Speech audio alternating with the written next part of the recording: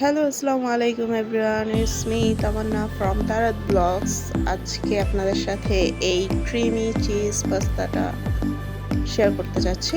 So ফার্স্টেই হচ্ছে আমি এখানে পাস্তাগুলো বয়েল করে নিলাম। দেন আমি হচ্ছে এখানে মুরগির মাংসটা ম্যারিনেশন করে নেব। এখানে মরিচের গুঁড়ো, লবণ আর হচ্ছে আদা রসুন বাটা দিয়ে ম্যারিনেশন করেছি, জাস্ট সিম্পল একটা ওয়েতে। দেন এখানে তেল দিয়ে দিচ্ছি। এখানে আমি আগে মুরগিটা ফ্রাই করে নেব, দেন আমি হচ্ছে বাকি প্রসেসটা চালু করব।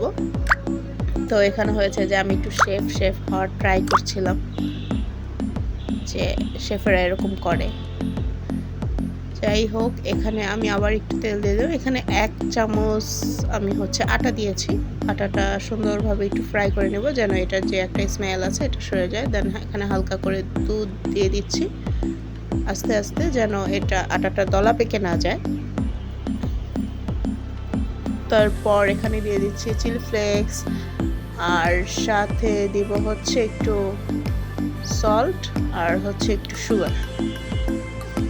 আর এখানে আমি হচ্ছে একটা স্লাইস চিজ অ্যাড করেছিলাম, স্লাইস চিজ। তারপর এখানে যে এই পাস্তার যে মশলাটা ছিল ওটা দিয়ে দিয়েছি। তারপর পাস্তা, সাথে মুরগি, আর সাথে আমি কিছু অনিয়ন আর হচ্ছে গার্লিক ফ্রাই করে নিয়েছিলাম।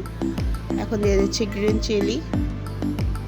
দেন সব কিছু একসাথে মিক্স করে নিব। মিক্স করে নিলেই হয়ে গেল আমার ক্রিমি চিজ পাস্তা। অ্যাকচুয়ালি এটাকে হোয়াইট সস পাস্তাও বলা যায়, বাট আমার টেক্সচারটা অত বেশি ক্রিম হয়নি, বাট এটার টেস্ট জাস্ট ওয়াও।